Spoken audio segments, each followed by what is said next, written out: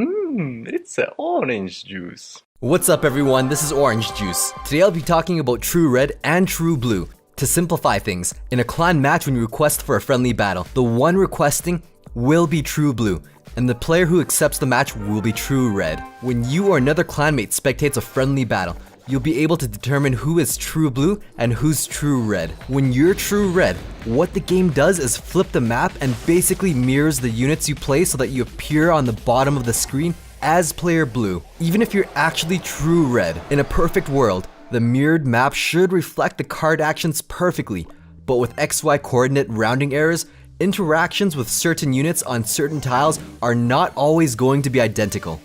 Let's explore these discrepancies. When you split barbarians in the back, specifically on the center right tile, 3 barbarians will split right, and 1 barbarian will always split left. This is consistent with True Red and True Blue. However, when you plant the barbarians on the center left tile, True Blue will split 2 barbarians on the left and 2 barbarians on the right, whereas True Red will split 3 barbarians to the left and 1 on the right. When you're attacking with a hog on offense, you can't bypass a 4-3 building plant with a hog rider because he has the largest sight range in the game. Spanning 9.5 tiles, he's easily attracted to buildings. However, if you can nudge him a little bit with a pig push, you can bypass a 4-3 building plant with the hog rider.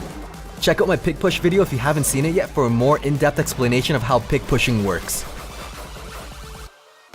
Now, when you're True Blue, you don't need to do a pig push on the left side. Without requiring any units to push, you can hog hop the left river as True Blue to completely bypass a 4-3 building plant. When a balloon is planted on the second most outer tile of the map on the right side, both of the balloons will be pulled with a defensive building with a 4-2 building plant, effectively defending against most of the balloon. Now, when a balloon is planted on the map on the left side, True Red will actually bypass a 4-2 building plant, so True Blue fails to defend in this scenario.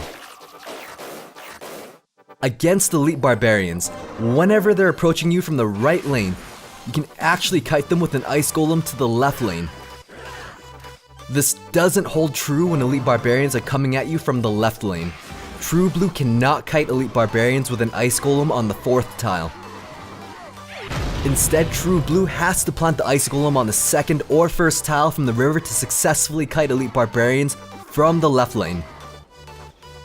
Against Royal Giants, there's an inconsistency on both player Red and player Blue. When a Tesla has planted 3 tiles from the river and 3 tiles from the arena tower, True Blue's Royal Giant will bypass the left side.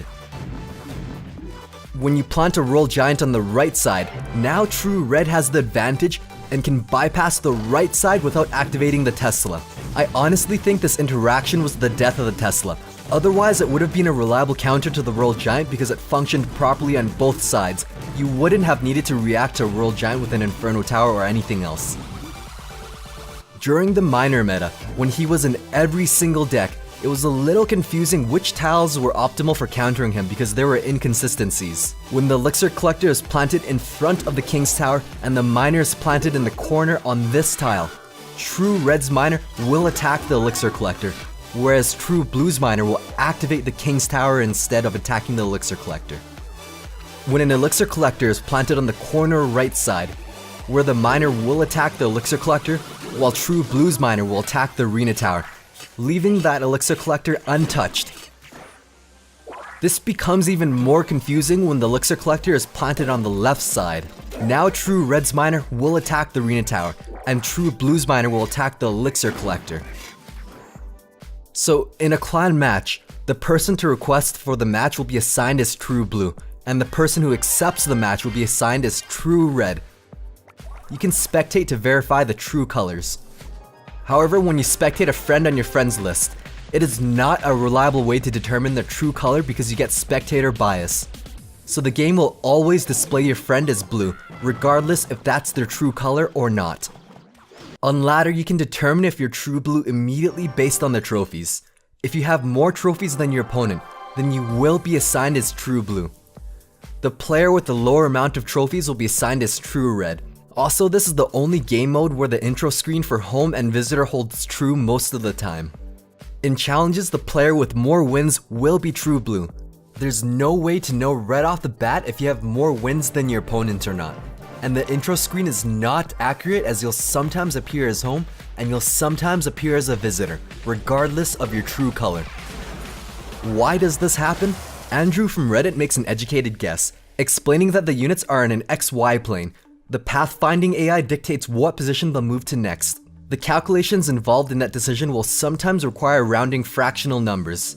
This rounding step will result in different outcomes based on what quadrant of the map you're in and where you're headed. True blue sees the XYZ plane as it really is. True red will see the mirror image of the true plane. This allows both players to appear at the bottom when they play. So to recap, the true red and the true blue bug makes this game unplayable. Nah, I'm just kidding, but they do have very slight field differences. I wouldn't even consider them field advantages. Since both sides have different interactions, they're so minuscule it won't change your gameplay. Not unless you're consistently reaching 12 wins back to back to back. Chances are these minuscule discrepancies in unit interactions won't influence the final outcome of a battle. Thanks for watching. Stay tuned for more confusing OJ.